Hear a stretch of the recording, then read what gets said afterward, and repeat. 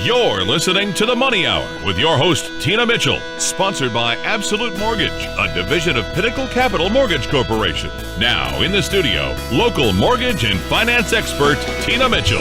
Welcome to The Money Hour on 570 KVI, the Sunday, May 4th show. I am your host and mortgage expert, Tina Mitchell. Thank you for taking time to talk money. I'm here every Sunday at 11 a.m. right here on 570 KVI, committed to providing you knowledge needed to be successful in every area regarding your finances. Knowledge is power, and that's why I'm here talking to all my listeners today on this show. And if you have any questions on the topic discussed today, please give the show a call.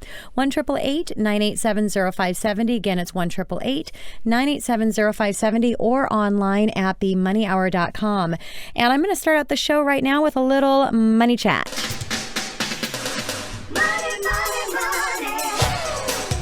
So many calls came in last Sunday if you were listening to the show. This is a repeat, but you definitely do not want to miss it because you probably missed a little of the information last time. So I'm going to bring back the same money chat, just a little different description of it that I did last week because it generated the most phone calls and opportunity to talk with you, my listeners, on this topic. And I was asked to bring it back in by a few people because you just might have missed a little bit of it.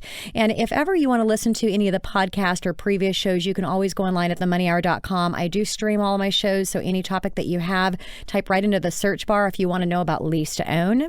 That's what it was yesterday. Then type into the search bar lease to own if you miss any of this conversation. So basically what is going on right now in this program that was a hot topic is a lease to own opportunity. So if you're a realtor and you're listening and you have any clients that are having challenges with the traditional box for financing, this is a great opportunity for your clients right now and for you as a realtor as well, because the bank will go in and purchase the home for cash, have a lease to own contract back to the buyer. So you're going to go in, get your commissions on selling the home. The buyer's going to get in and actually get an opportunity to lease to own this property. Now, also, it's a really great strategic plan in a multiple offer situation. You're going to pay a little higher fee, and I'm going to talk to you about that. But if you think that you're going to miss out on the opportunity to get that home, or you think you might get a better deal on the home because you're a cash buyer, this is an opportunity to get in and purchase the home cash because, again, the bank is going to purchase the home and they're going to lease to own and back to you. But traditionally, this product is traditionally for someone that can't qualify for the traditional financing. So the cash needed to qualify for you as a buyer for the lease to own, minimum down payment is 5%. Now, it could go up to 10% depending on the loan amount. Conventional conforming loan limits here in our local market is 506. So if your loan amount is going to exceed $506,000, then you're going to need a 10% down payment. Otherwise, you can get in with a 5% down payment. There's also a 3% transaction fee that's paid to the lender. So in a traditional purchase, you're going to pay anywhere from 2.5% to 3.5% in your closing cost to secure a mortgage. So this is equal to what you would pay in a traditional purchase anyways. It's 3% of the purchase price is going to be paid as a transaction fee to the bank that's going to go in and purchase this home cash for you and then have a contract back to you for a lease to own. Now, there is a one-time processing fee of $995 as well. Now, that 3% and the $995 if you want to, which is on top of the minimum down payment of 10%, but that can be paid by the seller. So if you can negotiate that into the contract, the bank could pay a little bit more cash. So on a $300,000 purchase, just increase it another 3% and have the bank pay that for the cash for the property, and then you're able to finance that ultimately into your lease to own contract. So a $300,000 home, minimum down payment 5% would be $15,000. The additional 3% of $9,000 plus the $995 fee is a total cash out of your pocket of $26,995, or we'll just round it up to $27,000, unless you're increasing the price to get the seller again to pay for that 3% fee. Now, the down payment is going to be held in an escrow account. So it's going to be in an escrow account and held there for when you take that contract from a lease into an own. So that 5% is actually going to go towards the down payment of your traditional purchase and financing.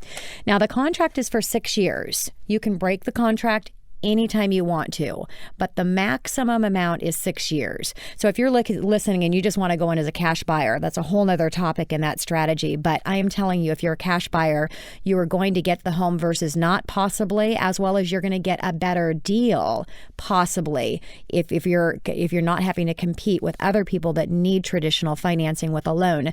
So in that strategy, all you're going to do is you're going to turn around and flip this and pay it off. I mean, you're going to pay back the bank immediately after closing, so you're not going to have that contract for 6 years.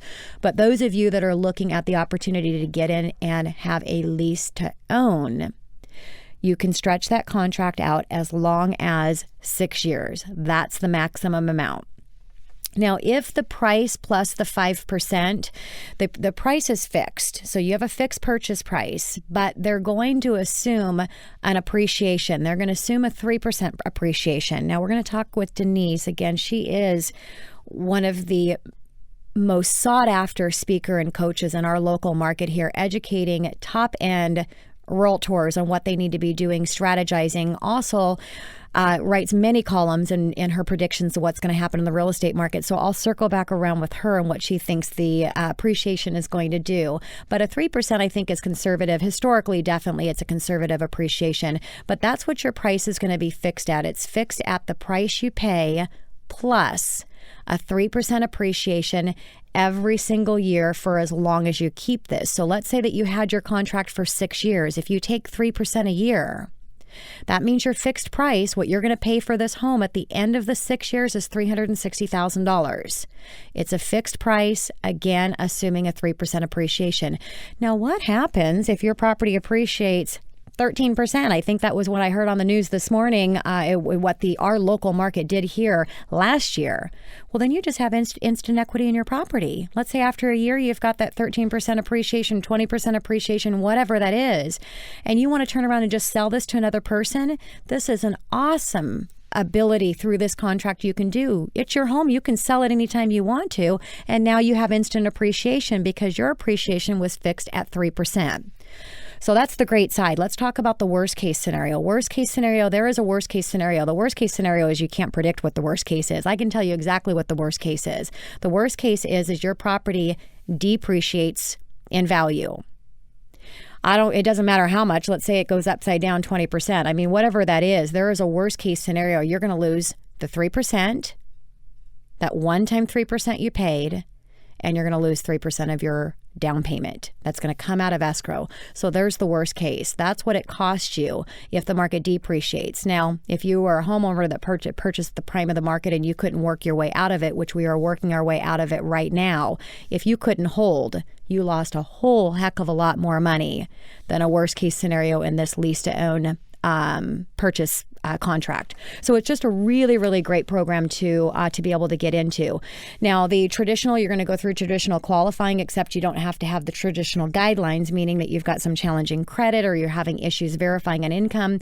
What they just want to do is they want to make sure that you're actually in a position that you can turn this around. So if you're a self-employed borrower and you're having challenges in qualifying for the loan, you need to make sure that how you're filing your tax returns is going to be different when you want to get out of this lease in 6 years, or you're going to have to sell it again to someone else.